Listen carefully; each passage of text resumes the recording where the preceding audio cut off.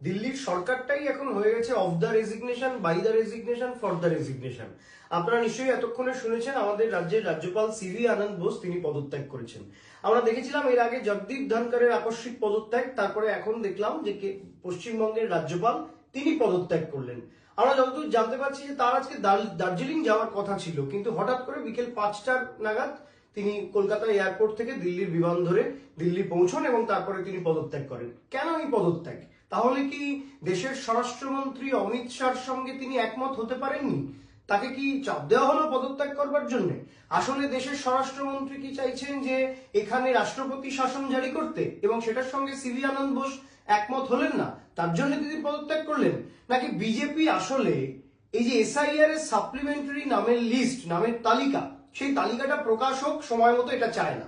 সেটা চায় না বলেই কনস্টিটিউশনাল ক্রাইসিস তৈরি করো, এবং যাতে সঠিক সময়ে বাংলায় নির্বাচন না হয়, নির্বাচনটা যাতে পিছিয়ে যায়, তার জন্য রাজ্যপালকে পদত্যাগ করতে বাধ্য করা হলো। কোনটা কারণ আমরা জানি না।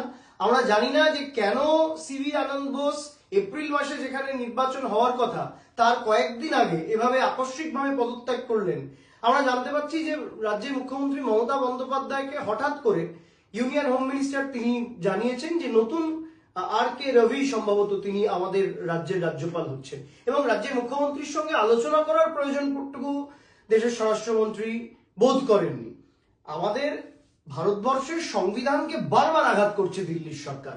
একটা কোঅপারেটিভ ফেডারেলিজমের মাধ্যমে রাজ্য কেন্দ্রের সম্পর্ক চলে, সেই কোঅপারেটিভ ফেডারেলিজমকে কোনোভাবে এই দিল্লির বিজেপির সরকার, জমিদারদের সরকার, তারা সম্মান করে না। এবং যতদূর মনে হয় যে পশ্চিমবঙ্গে একটা সাংবিধানিক ক্রাইসিস তৈরি করো, পশ্চিমবঙ্গে যেন তেন প্রকারেণ এসআইআর এর যে সাপ্লিমেন্টারি ভোটার লিস্ট, সেই ভোটার লিস্ট নামের তালিকা সেটা প্রকাশ করা পিছিয়ে দাও, যাতে বাংলায় সঠিক সময়ে নির্বাচন হয়, সেটা দিল্লির সরকার চাইছে না। আসলে ওরা ভয় পেয়েছে, ওরা জানে ওরা হারবে, তাই সর্বশক্তি প্রয়োগ করতে চাইছে। এরকম আমরা কখনো দেখিনি। কখনো দেশের উপরাষ্ট্রপতি তিনি হঠাৎ করে পদত্যাগ করেন, কখনো কোন রাজ্যের রাজ্যপাল তার কর্মসূচি বাতিল করে হঠাৎ করে দিল্লিতে তাকে ছুটে যেতে হয় এবং ছুটে গিয়ে তারা পদত্যাগ করেন। এই সরকারটা আসলে বাংলা বিরোধী জমিদারদের সরকার।